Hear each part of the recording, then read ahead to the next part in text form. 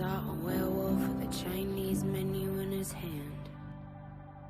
The views and opinions expressed in this podcast do not necessarily reflect the view of Wolfpack Research or any of its officers. The views and opinions expressed by guests are their own, and their appearance on this program does not imply an endorsement of them or any entity they represent. We are not investment advisors. We hold no registrations with the SEC, FINRA, or any other regulatory agency, and none of the opinions expressed on this podcast should be considered investment advice. The listener should assume that we have positions in and stand to benefit from any stock or other security mentioned on this podcast. Do your own research before making investment decisions.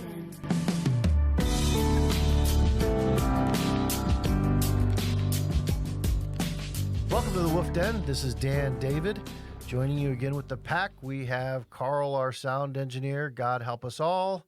No interns or no analysts today. It's just me and Carl, so who knows what's going to happen. I will say that we have a great guest, a very interesting guest, somebody from the regulatory side, at least at one point in his career, Jordan Thomas, who is now a partner and chair at Whistleblower Representation Practice at Labaton Sucharow. Am I saying that right? It's Labaton Sucharow. Okay. Quite frankly, Jordan, you could have made that easier for people. Like, you could have made it, Jordan and Thomas, but it's yes. Labaton and Sucharow. Okay. So Jordan comes to us with a great amount of experience that I think we're all going to want to delve into. But it starts with, he was in law school and he worked as a stockbroker. So he was always in the investing game. He began his legal career as a Navy judge advocate on active duty and recently retired as a captain in its reserves law program.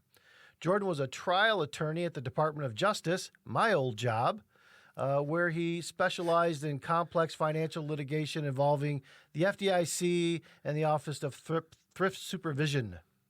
At the Securities and Exchange Commission, where he served as an assistant director and previously as an assistant chief litigation counsel in the Division of Enforcement. Wow. Be nice to Jordan. He had a leadership role in developing the SEC whistleblower program, something I'm very interested in. I have so many applications in for awards and so little awards, as in none. Assigned to many of the highest profile actions, such as those involving, have you ever heard of Enron, Fannie Mae, UBS, Citigroup? And in 2011, established the nation's first whistleblower practice, exclusively focused on violations of federal security laws. Jordan's had some big wins since he started his practice. His SEC enforcement cases have resulted in monetary sanctions for relief for harmed investors for more than $35 billion. He won the largest single case SEC whistleblower award in history, $83 million. For reporting misconduct at Merrill Lynch. God, who would have thought they would ever engage in misconduct? It seems so odd. I'm flabbergasted. Which led to a $415 million settlement with the commission. Currently working on a $267 million SEC enforcement action against, maybe another investment bank. Let's go with JP Morgan. So, I'm sure he'll hit them all before it's done. There's a trend here. There is a trend here. But, with that big intro, because you know what, Jordan, you have a big resume. Welcome to the show. Well, thank you. I'm glad to be here. So, Jordan, tell us, we usually start out with our guests, like getting a little bit of background on our guests, where they came from, how they kind of matriculated their way through the markets or whatever they're doing. What can you tell us about Jordan Thomas?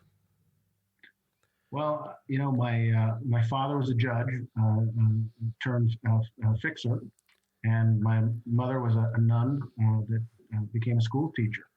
And my early life was trying to figure out how those two worlds could fit together. And ultimately, I began a legal career where I try to fight corruption and I try to make the world a little bit better place.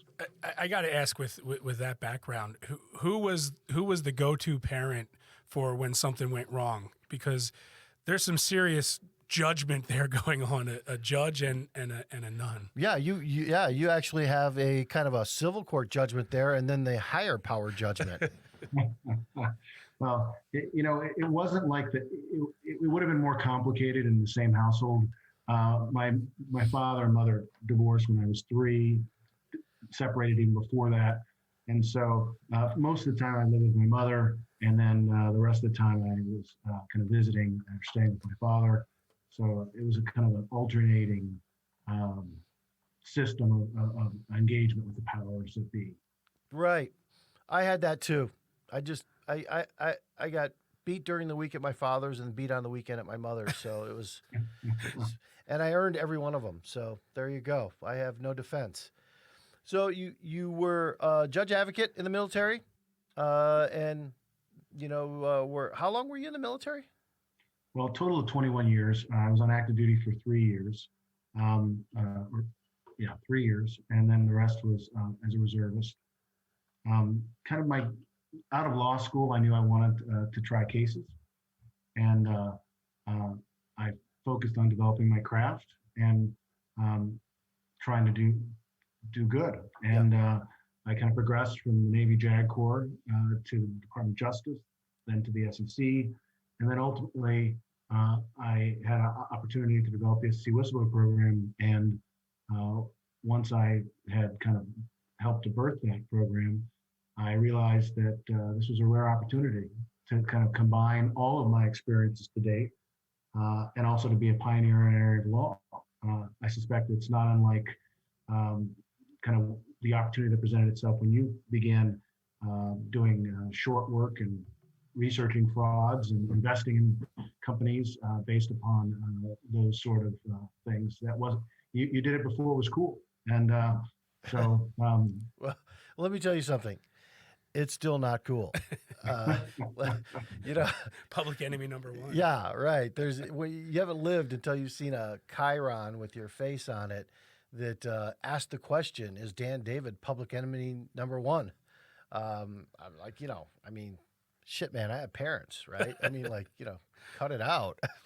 And for me, I think it was very, very different than you. You seem to be a person who planned things out and maybe made some changes along the way, but you seem to have a plan, stuck to it, and went through a career that made logical sense.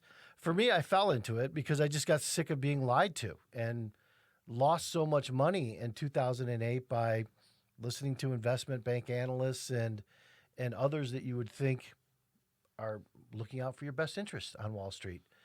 Turns out that's not true. So yeah, it's been a slog ever since.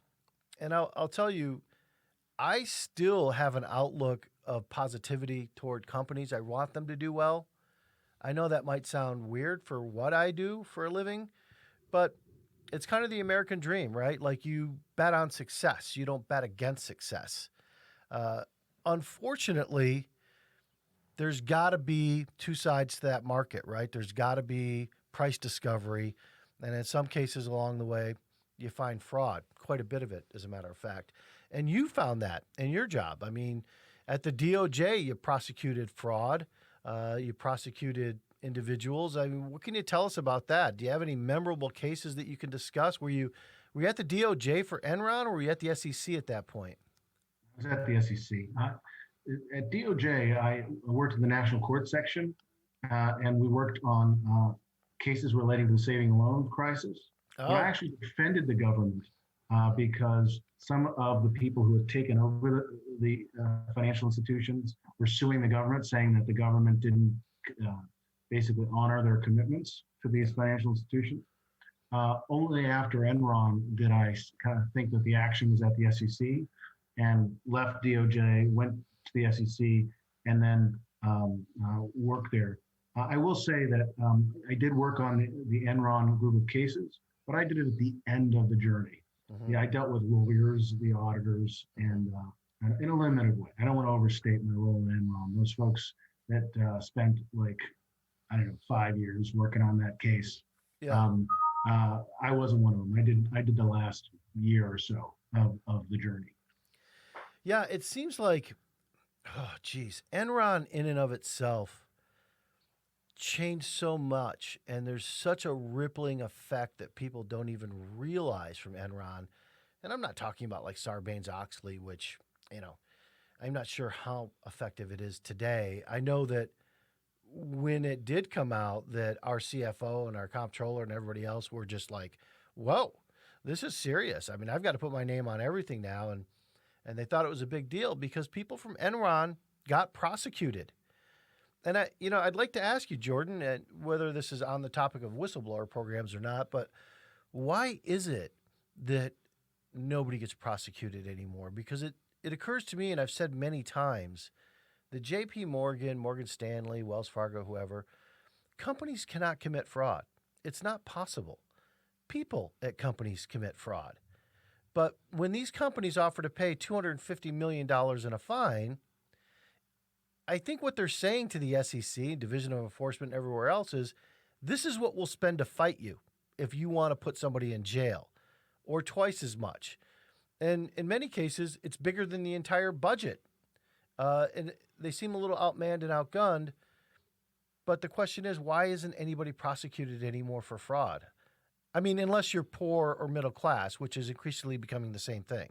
I definitely think that Sarbanes-Oxley and Enron dramatically changed the landscape. I think Sarbanes-Oxley for the better. I think that what the certifications and other things in Sarbanes-Oxley improved the environment. They weren't perfect. There were holes and areas that needed to be fixed, and some were fixed in Dodd-Frank later. Mm-hmm. I think Enron, I forget the book, but the book goes, it was the best of times, it was the worst of times. Enron is that it was the best of times, it led to some of the worst times. Yeah. Because while I didn't work on Enron the whole time, I was close enough to people to see the wonderful work that was being done, the individual prosecutions that were made, mm-hmm. the complex cases that were made under difficult circumstances. And I think that reflected some of the very best of our government, law enforcement, and regulatory agency work. But I think one of the consequences of that was they took out a company, yep. and that actually had some legitimate business. It took out a well-regarded accounting firm that lost its way. Right, and Arthur Andersen. And the consequences of that were so significant in the minds of many that while it's not an absolute, it is the rule of thumb that companies don't get charged anymore by the criminal authorities unless they're like straight up frauds. So going concerns tend not to have kind of the criminal DOJ enforcement. I think that Enron represented one of the very best in the sense of they did a lot of charging individuals, both at the DOJ level and the SEC level. And I don't think that our government authorities' trial capability and motivation is as strong as it was then. And my wish is that my former DOJ and SEC colleagues had more resources and were more willing to try more cases. Yeah, it seems like there was a spat there for a while. You had WorldCom and Tyco, and some people really got rung up in those companies, and then it's just ended.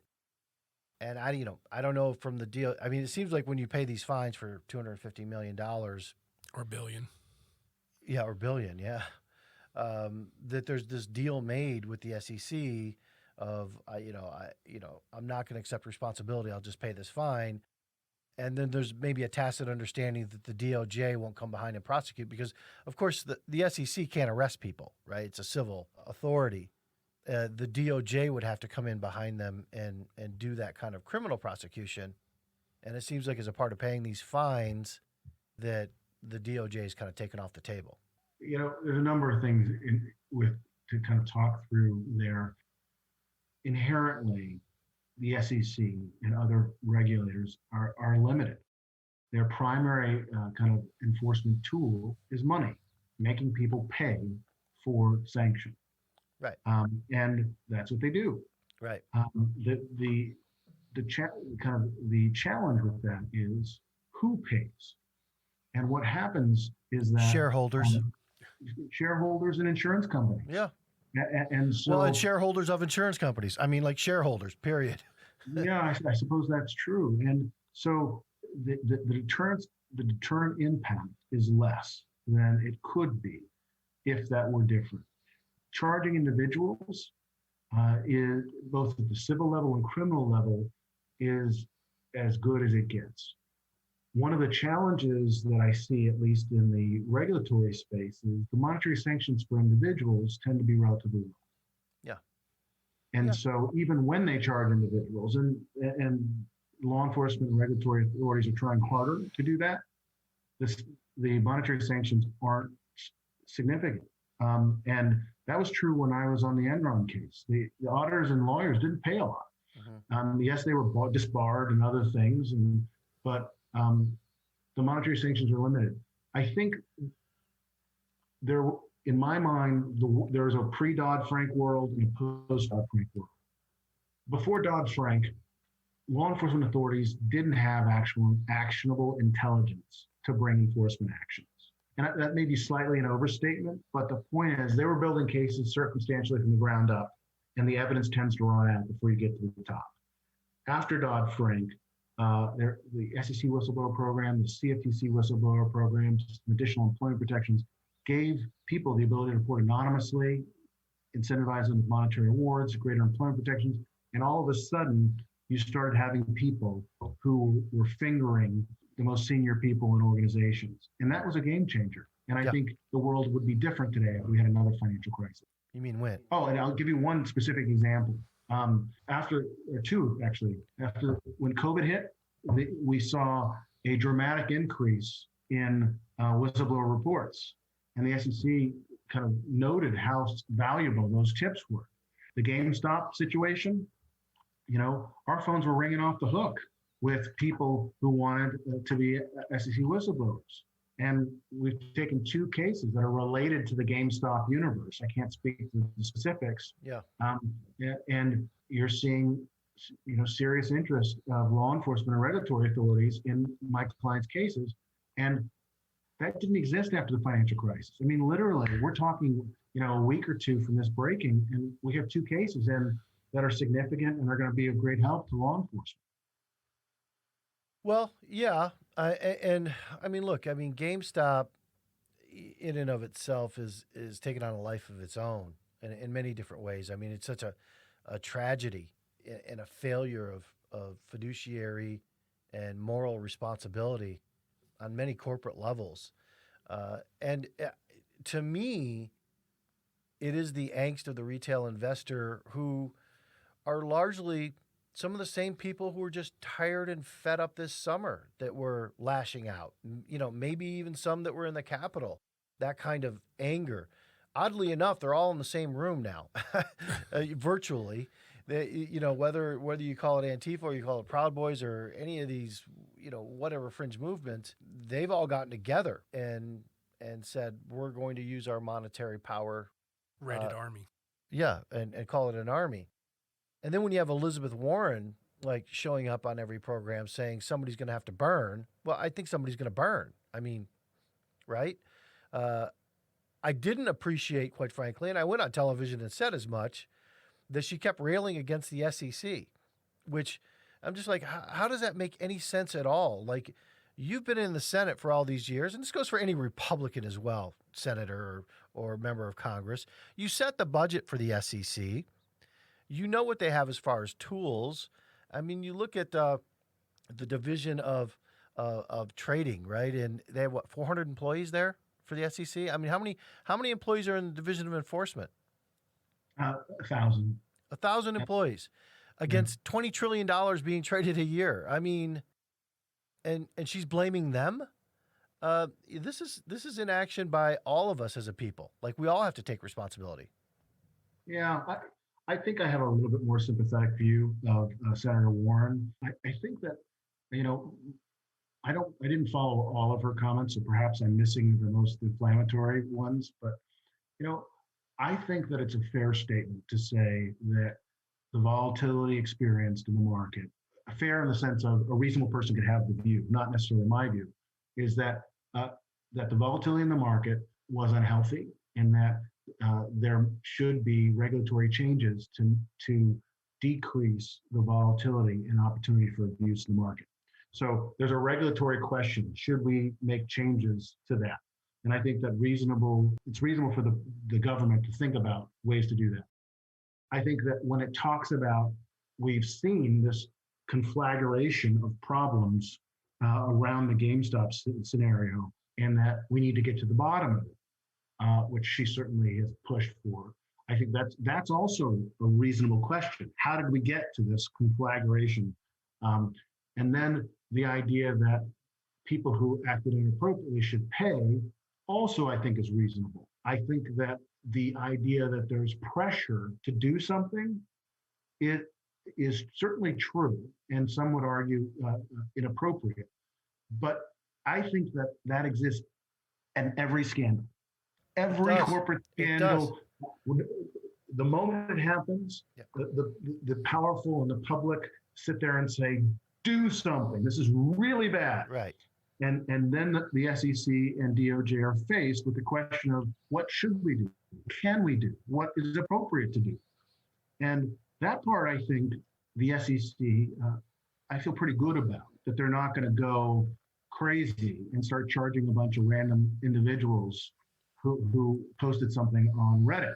I don't think they're gonna charge any of them, and nor should they. I agree. I think there's a lot of tough issues here because people do have the right to protest. Right. And if you frame the trading in context of a protest, I think it's a lot harder. Well, what you do with your money is a freedom of expression, which is part of freedom of speech. No, it's the same with political contributions. So I think that, but I do think there will be enormous pressure on law enforcement regulatory authorities to look closely. And inherently, when looking closely, I do think they're going to find people who went too far, who did the wrong thing.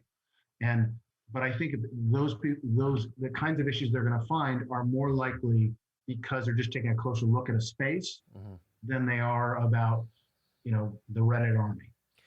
Yeah, I mean, look, if they find, and I know they're specifically looking for this, that there are some major funds behind part of this Reddit army that are posing anonymously, and one fund loses $13 billion or their share of it, and then they think the Reddit army made all that money.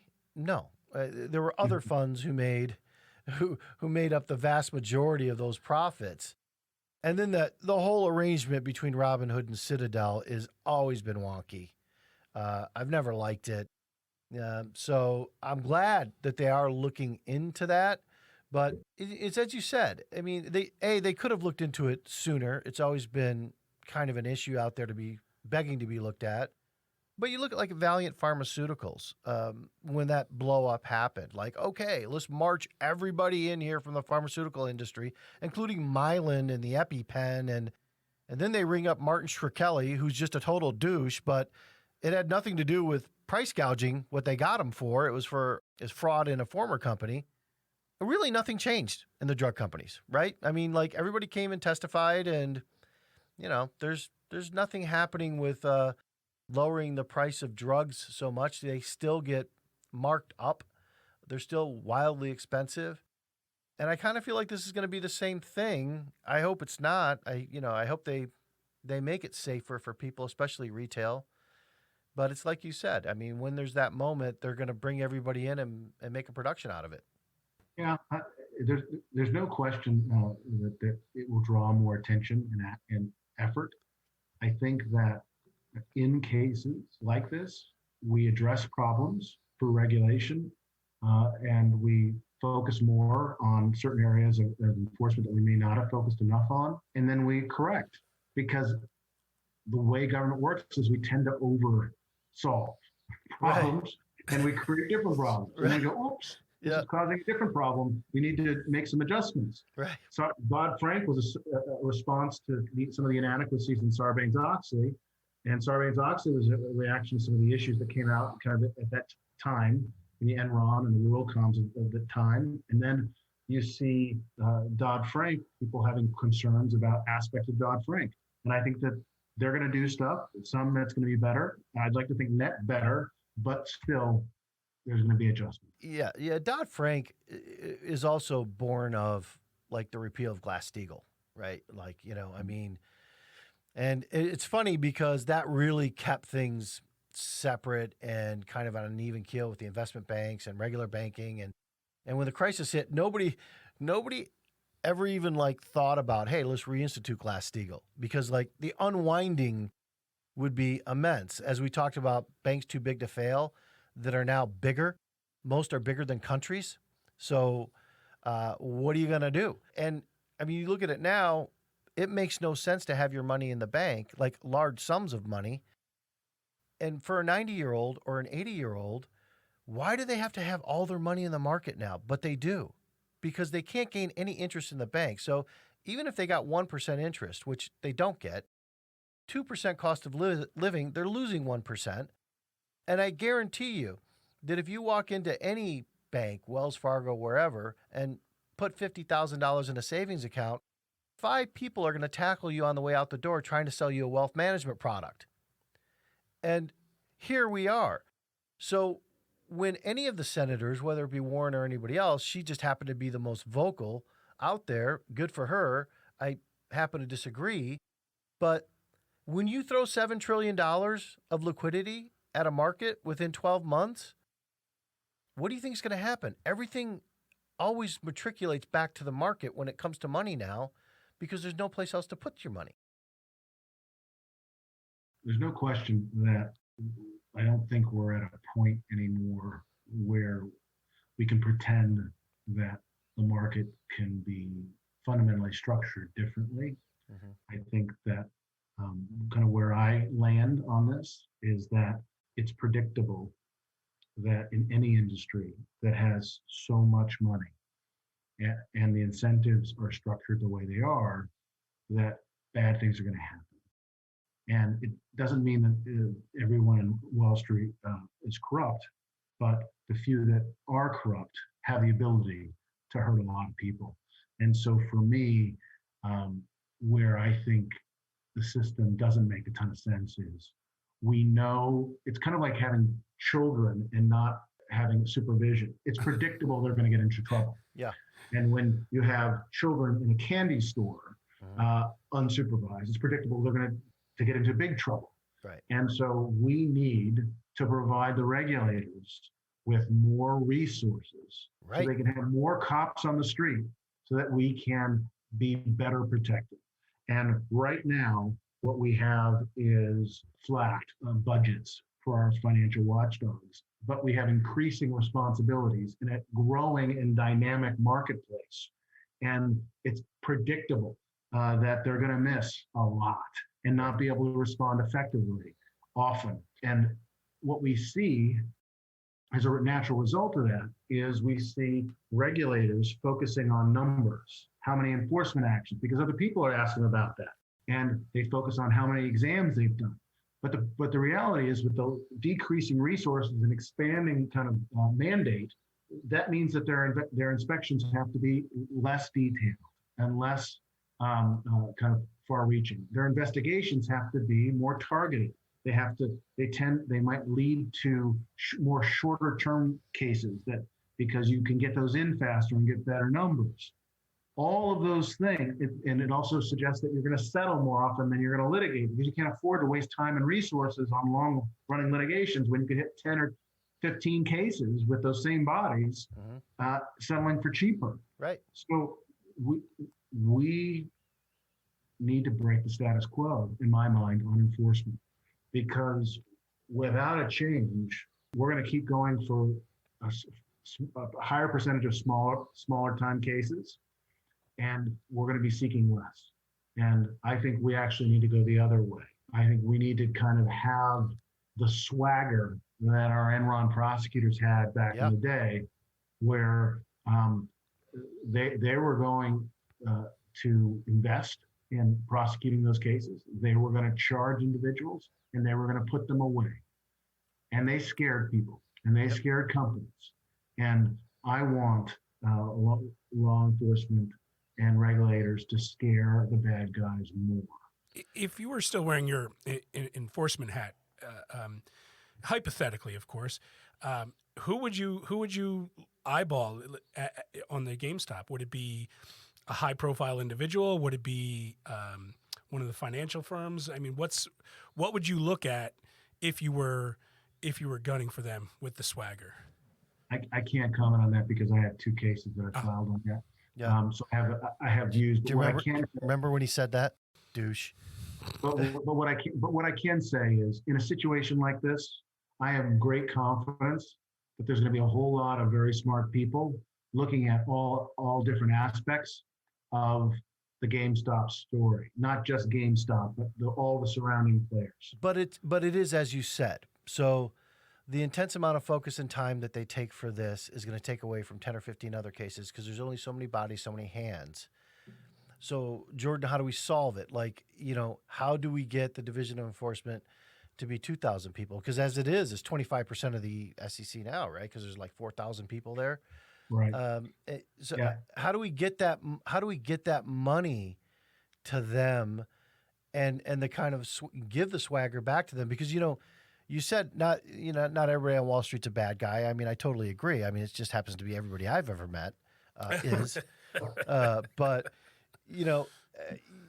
about getting their swagger back and starting to prosecute again, that's a function of a mandate from government, right? That they've really kind of backed them off from doing that. I don't think the SEC. I never met anybody at the SEC, and I've had several meetings there that didn't really want to do the right thing and get to the bottom of it and prosecute. I mean, people would say to me, when you go to the SEC with a video of, a factory that's obviously lying about what they're doing, that must be a great day for the SEC. And I say, no, it's not a great day. It's a good day. A great day is when I've done that and I screwed up too, and they have 2 cases for 1. Because there's nobody on the other side of the table that's beyond suspicion. And that's the way it should be, right? They're looking into all sides of it, but they only have so much time. And when you talk about how there was fear after Enron, do you know how many large corporations fear the SEC today? Let me give you a hint. None. Like, none. They're just going to pay a fine that shareholders pay. I fear them. I think that, most investors should. But when you get to be that big corporation and you say, okay, well, you know what? I'm shielded.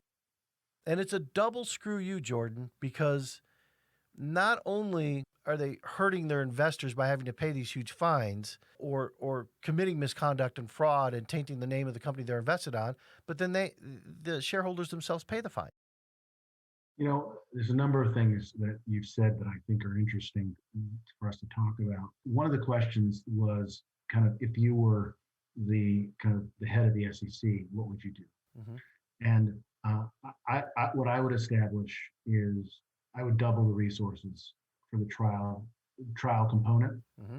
And I would say at the beginning of my tenure that we're going to try more cases. We're going to lose some, we're going to win some, but we're not backing down. You're hired. Yeah, because to me, you get better settlements, you get more settlements when you have a credible trial threat. Mm-hmm. And right now, the SEC doesn't have the manpower mm-hmm. And mandate, I think, to try as many cases as I think they should. If I were to go back in history and fix one thing that I think would have changed the way the SEC ran and could happen today, is Mary Shapiro, the former chairman of the SEC. Yep. She came in right after the financial crisis. She was responsible for conceiving the SEC whistleblower program. And she had just come from leading FINRA. And FINRA is a good organization, but it's not the strongest law enforcement organization, and partly because the SEC is the heavy in that area. But one thing that Mary Shapiro saw that she really didn't like is that at FINRA, they get to fund their operations from the fines that come. Basically, or not from the fines, but from their members. Mm-hmm. So basically, they're self-funding. Mm-hmm. And as a result, they had a lot of money. So when the SEC needs great technical stuff on insider trading, FINRA has better stuff than us, right? Or at least did. And so when she went to Congress, she was trying to get the SEC to be self-funded, and Congress resisted. And because of that, the SEC is more influenced by politics, and they can't plus up their staffing in a way that would be kind of meaningful. So I wish that Congress had gone along with Chairman Sucharow's suggestion, and I think getting that today would immediately allow the SEC to right size and pay the people that they need to bring in. So those are some things that I would do. I think I left one of your questions on the table. So that's okay. I meander. It happens. I'll probably repeat myself. I do that too. Talk to me about the relationship between the SEC and Congress, because before I started going to Washington and lobbying Congress, very, very difficult process in their, just no other word for it, their ignorance of how the markets work between here and China, right? That most members had no idea it wasn't illegal for a Chinese citizen to steal from an American citizen in China. And I thought, well, the SEC is going to educate them, and they've got this great relationship because they work together. And I watched some testimony where the SEC, 3 or 4 or 5 members of the SEC come in and give an update to Congress. And man, it looks like the 5 of them drew a short straw, and they walk in there with their shoulders slumped, and then it's like, here it comes. And they just get their asses handed to them. I mean, depending on the partisanship, it's a lot of finger pointing rather than anyone on any of those panels and a member of Congress ever saying to somebody testifying to the SEC, what more can we do to help you? I've never heard anybody say that to them. What else do you need? So it seems like the relationship isn't good from what I can see. What was your experience? I have no doubt that there's more work that can be done there. I had a role in kind of briefing Congress on the proposed whistleblower program, which of course was passed, so it was good. Yeah. And I was asked to testify before the House Financial Services Committee relating to a change in the statute of limitations for SEC enforcement cases, which was also passed in the recent Defense Authorization Act. So I think that the legislative affairs person is the head of legislative affairs is a job that's picked by the chairman. So I think it changes with administration, who's running point on that. And then you have the dynamic changes with who's in charge of the relevant committees that oversee the SEC. What I suspect is that the SEC has a wish list of things that's important to them, and they prioritize them, and then they are less focused on other stuff. So I don't think the SEC is regularly briefing them on all kinds of things. I think they're going in saying, here's 3 things that we really, really would like. Can you help us with these? Right. There's a whole bunch of other things that Congress either doesn't understand or is not smart on. Yeah. No, I mean, yeah, I saw that for myself personally. Back to you yourself in conceiving the whistleblower program. It seemed like the SEC, there's that incentive kind of mindset. There's the carrot and the stick. And the SEC always had the stick. And you and others decided that some carrots would be good. And I guess this is the whistleblower program in and of itself. And as many of all the complaints I have about it, hey, it's better than nothing, and people are getting paid. I don't know what the percentage is. It's got to be like 0.003% actually for every tip somebody gets paid. It's a third of 1%. Is How close was I? So you're saying there's a chance? Yeah. Yeah. No, the odds are better than the lottery. I would tell you that your odds go up if you have good counsel, but I'm biased on that. So, I believe that is absolutely true. By the way, anybody listening, you think you can save a few bucks or whatever doing this on your own?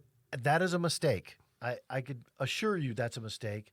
You got to have counsel following up for you, understanding that not only are you filling out for, the whistleblower program, but then when an award is posted, you've got to go back in and and say that you're eligible for the award, there's a lot of hurdles to get over that good counsel can help you with. So I'm sorry to interrupt, but I just really want to focus on that for people. Doing it on your own is a mistake. I certainly think that sophisticated counsel are helpful. The one thing that I often tell people is what's going to help you sleep better at night?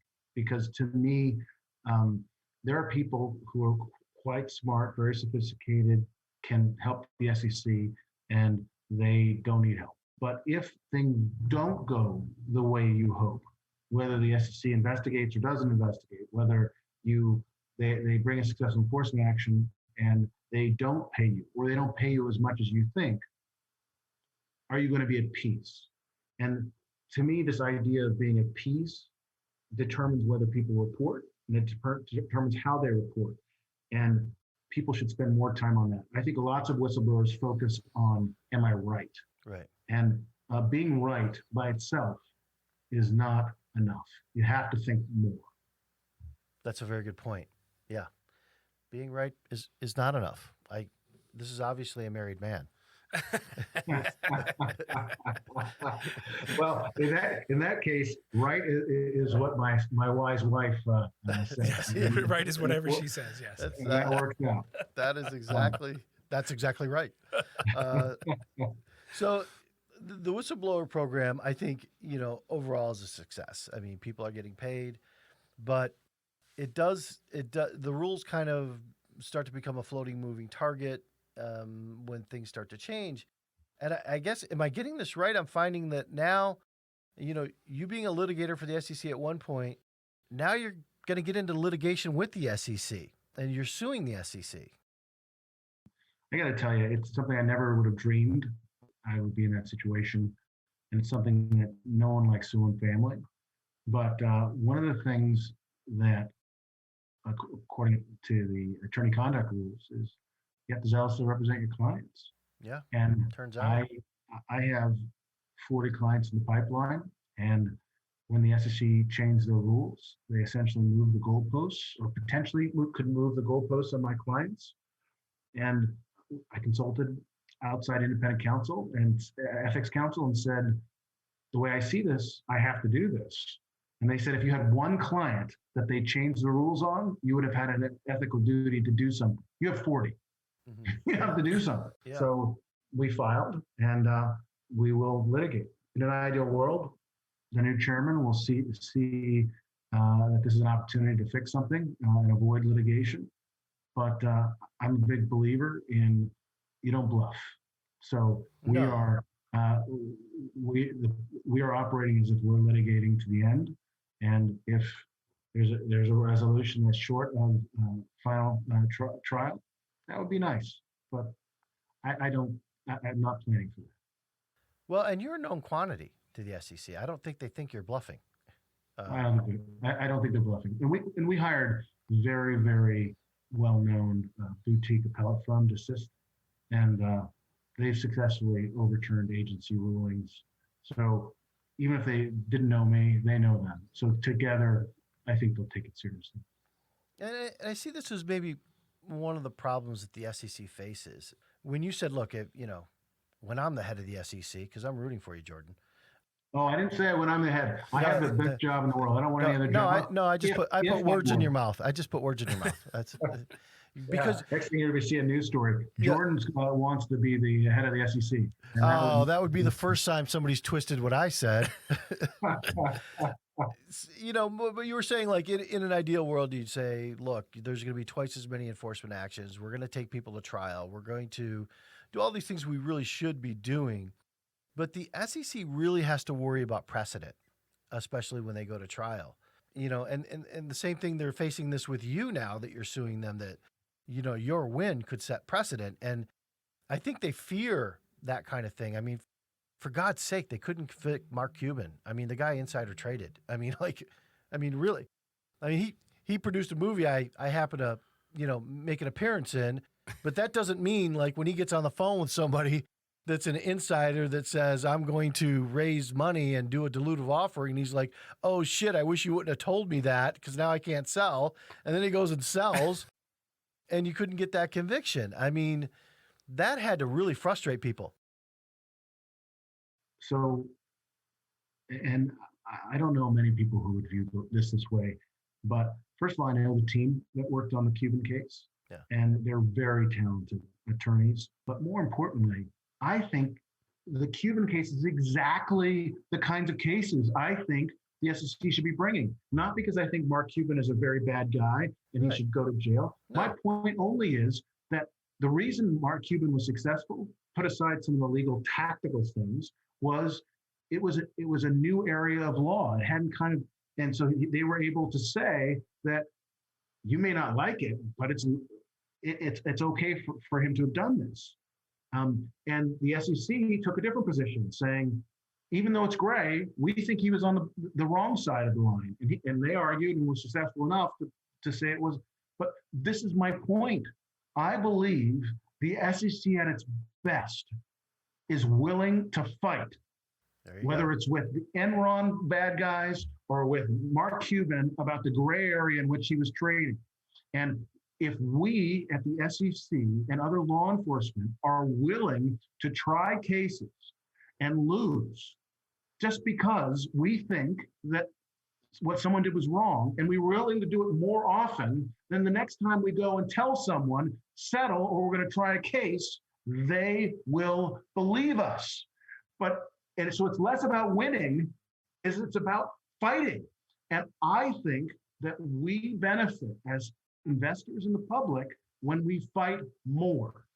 Because people ask me all the time, they sit there and go, do you feel like it doesn't work? Because, the SEC gets monetary sanctions, but it doesn't seem to bother Jamie Dimon and, other people. And my answer is, I sleep better at night when we're fighting the good fight. Mm-hmm. And right now, law enforcement and the regulatory authorities don't have the resources and the mandate to fight. And I want them to be able to fight. Amen. I mean, listen, I love the passion. I love what you're saying, but we have to sit here and tell it like it is. As it stands today, no, they don't want to fight, and it's a problem. I think that there are multiple factors, but they certainly don't have the resources to fight. Because you take the Merrill Lynch case, a case that had it ultimately settled for $415 million. Yeah. If they litigated that, there would be a battalion of high-end lawyers on the other side. They'd spend twice that to win. Well, they'd spend a lot. And the point is, the trial unit at the SEC, I can't remember the exact number, but I want to say maybe it's 20 to 40 attorneys at the home office. They have trial attorneys around the country, but you could literally have, you could have 5 attorneys assigned to that case. You just took 5 of the 40 out of play on one case. And that's not talking about all the paralegals and experts and all the other things that you would need to fight that case. And that would be a multi-year fight. Right. And so until they have more resources and they have someone who says, guess what? Our standard is not the notches on our belt of wins and losses. It's that we're fighting the good fight over and over again. Because right now, the SEC goes to Congress, or Congress asks them tell me how many enforcement cases you brought. Right. Tell me how many individuals you've charged, trials you've had, and how many trials you've won. And so if you look at who gets tried, it tends to be the smaller players. Right. That are going to lose. Yeah. Well, because those are kind of better odds, and the bigger entities settle. Anyway, I'm repeating myself. I can't tell you. I've learned a few things in my career, and one is credible trial threat is critical to successful enforcement. And so the more trials you do, and the more you invest in that, the better your law enforcement program is. Yeah, that seems very, very logical. You would think that people would sign up for that, but you have to have a long view. That's the trick. Yeah. Because how do you have a long view, Jordan? Because even with the DOJ and the SEC, it's every 4 to 8 years, and boom, everything changes on a political view, right? So 8 years is having an 8-year window is meaningful. You see real change when you have leaders that go beyond 4 years. But it's a real challenge because if you're the chairman of the SEC, pick regardless of party.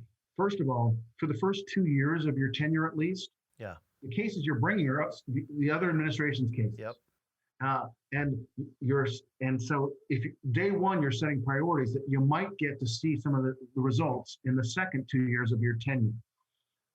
But Congress is going to, and the press is going to keep pinging you on number of enforcement actions and the monetary sanctions collected. And if your numbers somehow go lower, particularly if they go meaningfully lower, they're going to say this is because your party doesn't care, or it's in cahoots with the bad guys. Right. And that's almost certainly not true in the enforcement space. If you want to talk about regulations, then I think party really matters. But my experience of the enforcement side is Republicans and Democrats both don't like bad fraudsters. And so the question then gets more complicated. But I think that they've got a gun to their head. And so to me, the only way that someone is able to kind of get beyond that is they sit there and say from day one, the numbers are going to be different. Yeah. And here's why. I'm building an elite trial unit that's going to kind of go all around the country and support all the other trial units. I'm going to put more money behind these folks. We're going to try more cases, and we're going to lose some. But at the end of the day, we're going to fight the good fight. And yes, we're going to still do insider trading and all these other cases, but we need to try more cases. Yeah. And we're going to try different kinds of cases. I think you're going to see different results, not only in the trials, but in the settlements. Congress has got to stop asking the same questions and having the same goals for the SEC. Well, they don't get it. No, they do get it. They do get it. It's about getting reelected. Well, yeah, but I mean, they don't get I don't think the press helps. I think that I think the press is very focused on these numbers. But one of the things that you said earlier, I did want to kind of come back to. Yeah. It is there's a school of economics called the Law and Policy School of Economics, and it's a very rational sort of way of looking at actions in the business world. It's, if you do this, what are the pros and cons essentially of this action? And when it comes to kind of risk of law enforcement or regulatory action, they're very rational. They say maybe you should emit more smog if it's unlikely to be prosecuted, and if it is prosecuted, the monetary sanctions are small. So it's better business choice to do that. And maybe like Walmart in Mexico. That's exactly where I was going. To me, the Walmart in Mexico case is like the perfect example of what Congress, the regulators, the law enforcement authorities have to solve. Walmart was not in Mexico. Right. They went into Mexico and paid bribes everywhere. Okay. As one does. And then they got caught. Right. And then they paid a fine. They paid extraordinarily high law enforcement legal fees. But at the end of the day, if you look at what do they have, what they spent compared to what they still have, exactly. The number one position in Mexico, every company in the country, if you said, if you pay $4 billion, would you and get the number one position in Mexico, would you pay it? They'd say, absolutely. I'd pay 5 times that to be the number one retailer in Mexico if I wasn't in Mexico. Right. And how we solve that problem of looking at making it so that it's not okay, that it's not, the deal's not worth it. I think some would say the answer is individual prosecution. Jail. Basically. I'm some. Yeah, they would say the answer is kind of Enron-like, charge everybody. And some might even say, to go further, we need to charge the company, take away some of their kind of, like Commissioner Stein at the SEC was a big proponent of they recidivists shouldn't get waivers in certain types of waivers, and everybody gets them. Well, so like Deutsche Bank, they are a repeat offender, and they're still getting a waiver like they're a good company. HSBC, I mean, like literally insert bank name here, you'd be a recidivist. Yeah, and obviously their lawyers have some arguments, but the point comes back to Walmart. It comes back to this concept of are are the consequences of wrongdoing significant enough that a cold-hearted look at the pros and cons of doing the action would deter people from doing something. And right now, I think that politically, the polite way of saying it is we need to do a lot more. That is polite. Yeah. All right. Well, yes. And of course, now Walmart has stores all over Mexico. So FCPA violation, no harm, no foul. Let's move on. Is their attitude. Tell me what the commission, you were there during some of this run up in China where the fraud just became really pervasive and well known in 2010, 11, and 12, maybe. Take me through it. What were people at the SEC saying when this was happening? Like, daily there's a company being accused of fraud and credibly from China. And then there's all this information coming out that people didn't know that, like, you can steal from an American citizen if you live in China, and it's fine. Like our auditors that use the name Deloitte, Pricewaterhouse, KPMG, whatever, the big four, because there's no longer the big five after Enron, are just charters. They're not the A team from the United States. They're the China version over there, and they rent the name. And auditors will tell you flat out that it's not their job to catch fraud. That's not what they do. I mean, if they do happen to catch it along the audit, fine. What were you guys thinking? So, I only touched a few of the China cases. What I know is this was another situation where there's a moment in time where people come to realize that there's a much bigger problem. Mm-hmm. And then there's a massive movement to start kind of addressing it.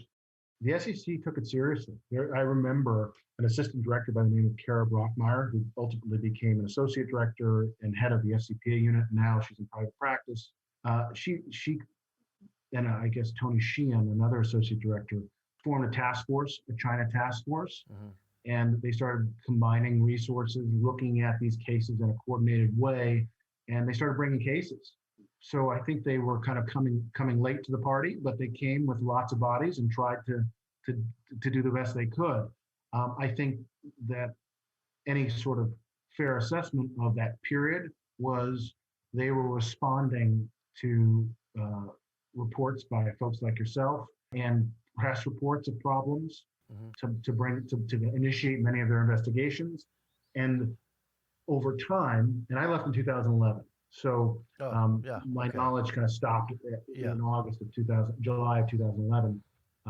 Firsthand knowledge of the SEC is that things got a lot worse. Yeah. For the SEC's ability to build cases with China. Like today, when I'm regularly approached by people who have China frauds, only a handful I've been able to take because the ability to investigate for the SEC is so limited, the ability to collect is so limited, and the kind of the barriers to getting evidence out of China are so high. I had one client who's, had people smuggling documents out of China, at the risk of being imprisoned. It's like right out of a novel. That's a Tuesday for us. I'm not kidding. Yeah. We just recently done it. And that's, look, any document you're taking out of China, you're smuggling out of China. So that's how that's viewed by them on any given day. It's a very dangerous environment. And the SEC is not welcome there. It's not like they can compel people from China to really do anything. They can ask, but they can't go on the ground in China. So I get it. This is a massive problem. I know that some of the senators are trying, and Congress has passed some laws that bipartisan, which is great. They're trying to do something, but it's a real quagmire because to enforce means to for current shareholders of these companies, it can cause real challenges. Make no mistake, I think there's no possible justification for letting people trade on our markets if they don't play by the same rules as everybody else. Yeah. If you don't want to play by the rules, just go to another market. Yeah, you would think that's how it works. And you say, like, with a new SEC chairman coming in, we don't know a lot about him. I wish him well. He'll be presiding over cases that his predecessor had for the next 2 years. One of them being Alibaba. And I don't have anything really bad to say about Jay Clayton. It happens that he was part of the team that brought Alibaba public. And then we've had this case going on for the last 3 or 4 years with, no real status update. I mean, what do you think happens there? Do you have an opinion? Yeah, I can't comment on that one. Oh, the plot thickens. The plot thickens. Cool. Your non-opinion is an opinion, just so you know, Jordan. Well, look, I hope that there's something that can be done and there's more transparency coming out of this. I don't see it happening anytime soon, but it's a very important thing for our investors. When you talk about a China list that's documenting fraud, it's not GameStop. And GameStop, maybe you could speak on this for a second. I mean, really, that's part of the issue is the large amount of passive investment that doesn't trade, that takes up so much of the float in a company. Like, you look at GameStop, oh, right, you can't really talk about them, but in general, they got 70 million shares trading, right? 20 million of them are locked up with insiders who are not going to trade. And then you look at like 46 million more are with passive investments that aren't going to trade. So you got 4 million shares is all you need to push around this company and the stock price. And getting away from GameStop, I've done a screen and there's like 500 of these companies out there in the same situation, just ripe for the same kind of thing. How do you feel about passive investment and so much of it control? I mean, it really is the market, in my opinion, at this point. What do you think?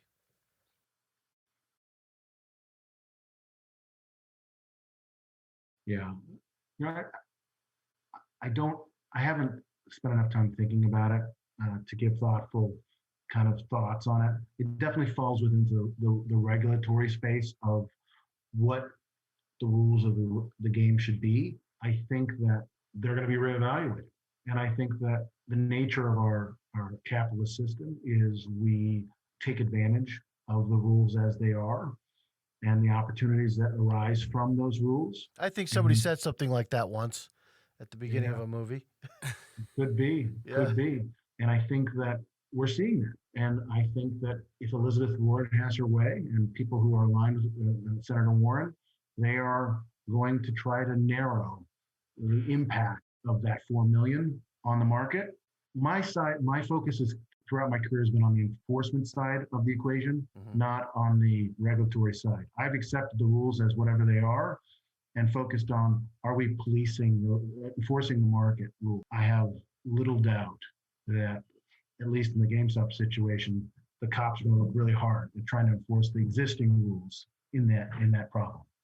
Oh yeah, we're going to get a show out of this. There's going to be some testimony, which I love. I love seeing that stuff. So tell us, Jordan, what else kind of advice would you have for the investor, increasingly the retail investor out there, and how do people kind of become a client of yours if they have a whistleblower award to give? I mean, this is the opportunity to tell people about you and your business and how it could improve their lives. Sure. The investors, I think that it's very hard to compete with sophisticated investors and big players in the marketplace.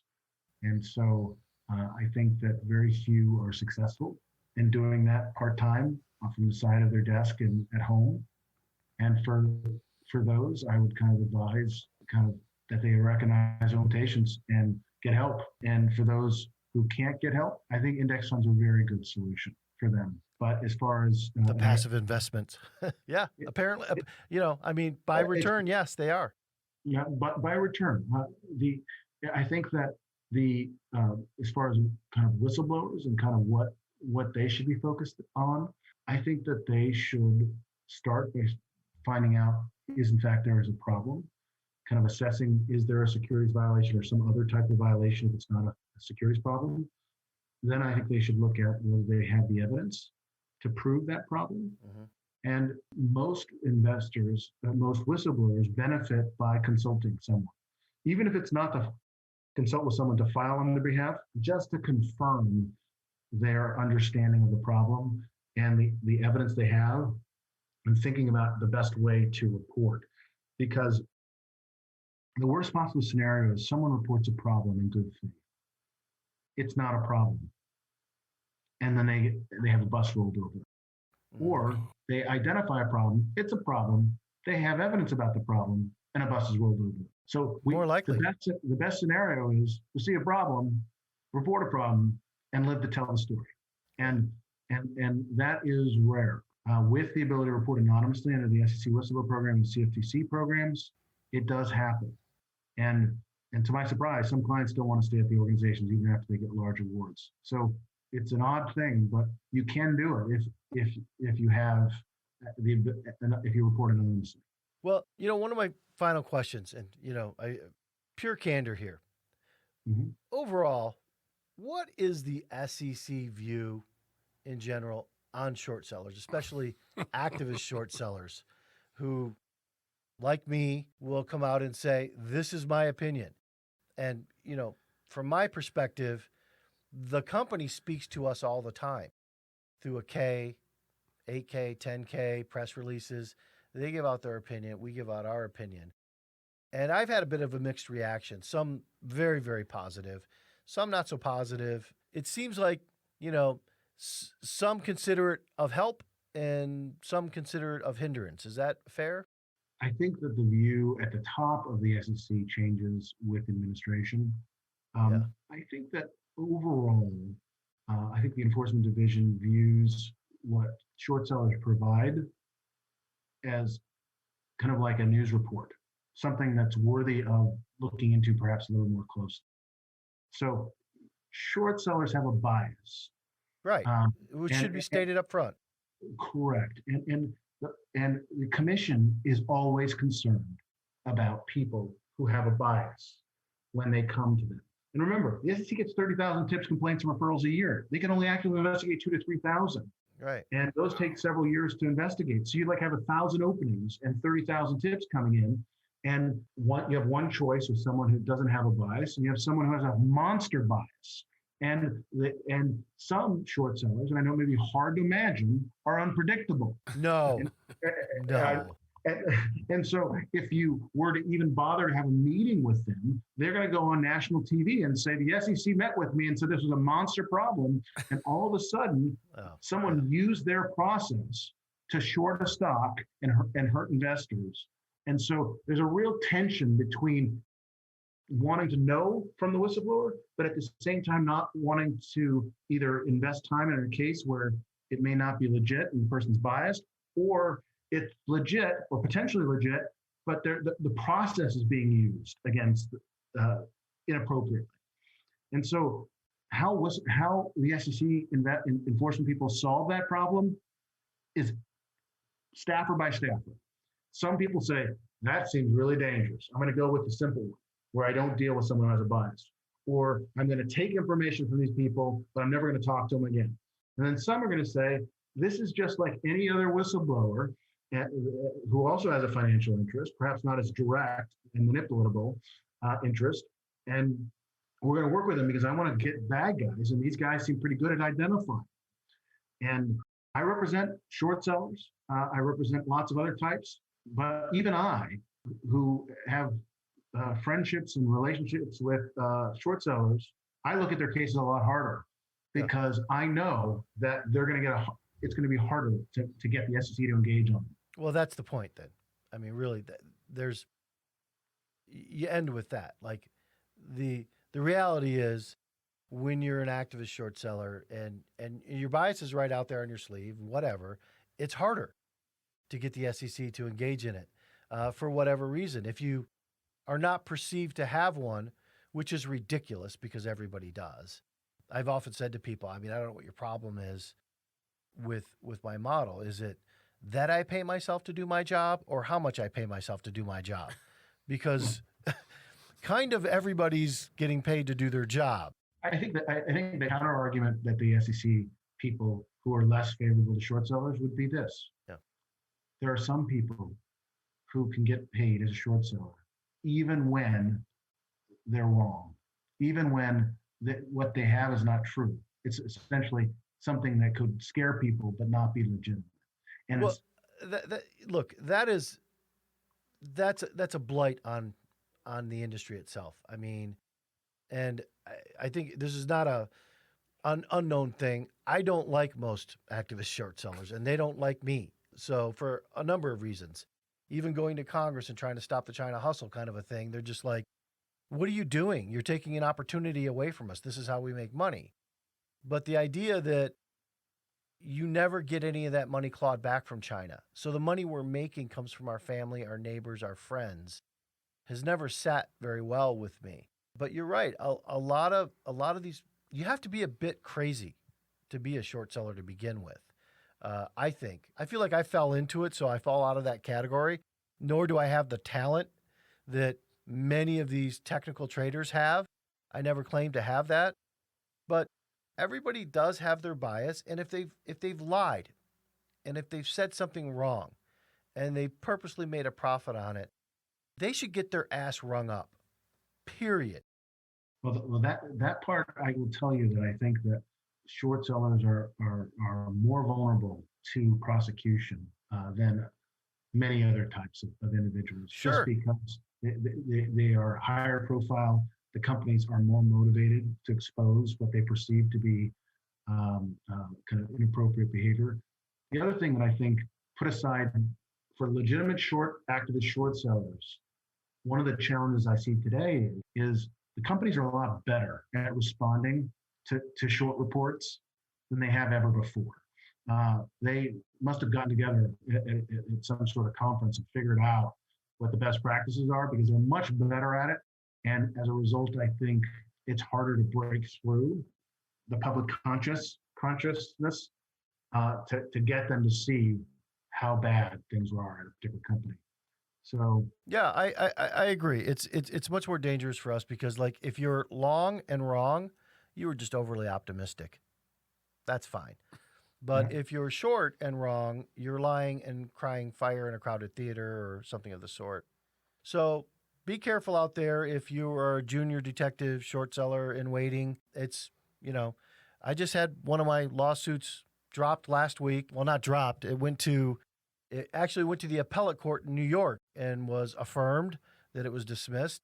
But that's what we deal with on a daily basis, right? We're getting sued with shareholder money from a fraudulent company, and they are getting better at responding. The best companies don't respond at all. You know how they respond, Jordan? They run their business well, and their stock price goes up. That's the best response. Unless there's some salacious lie happening out there, right? You've got to respond to that. But I found that the best responses from most companies is to short, sweet, and then go back to running your business really well if that short seller is wrong. But we'll see what happens in the coming weeks, months, and years with the new administration and the new SEC chairman. Jordan, do you have any final thoughts for us? You've been a really, really informative and entertaining guest. I like your passion. I hope the SEC is listening and they take some of your suggestions about prosecutions. But what else would you say? I'm hopeful that we will see greater securities enforcement over the next 4 and 8 years from whatever administration's in power. And I think that if Congress and the regulators work together, they'll have the powers and resources to do that. Well, that's good. I'm hopeful too, and I'm hopeful for the new administration. I'm hopeful for our new president. Whether you voted for him or not, you have to root for him, right? Because he's our president. You want him to do well. Sometimes, rooting for him is respectful disagreement, right? But respectful. And be part of the solution. Being part of some kind of revolt, army, whatever. I'm thinking about the person who bought GameStop at $400. Well, they're listening to everybody saying, hell no, we'll never sell. Well, it's $50 now. So that can happen again. Be careful out there. Jordan, thank you for joining us. I hope in the future, as we, have some expert panels on here discussing topics that are in your bailiwick, that you'll consider joining us, because I think you bring a great expertise from inside the DOJ, from inside the SEC, to now being, in private practice for a law firm I can't pronounce. And even taking the action, which I could see, like, listeners can't see what I'm seeing, but Jordan and I can see each other. The pain on his face when he talks about the lawsuit that he has with the SEC, it really was, in my opinion, an avenue of last resort, but willing to do it. So being on all sides of it for the client, I applaud you for that. And thank you very much, Jordan. Well, thanks for having me on your show. I look forward to coming back. And thank you all for listening to the Wolfpack and the Wolf Den. If you like what you heard, please retweet us, give us a like. Thanks. Werewolves of London. Werewolves of London.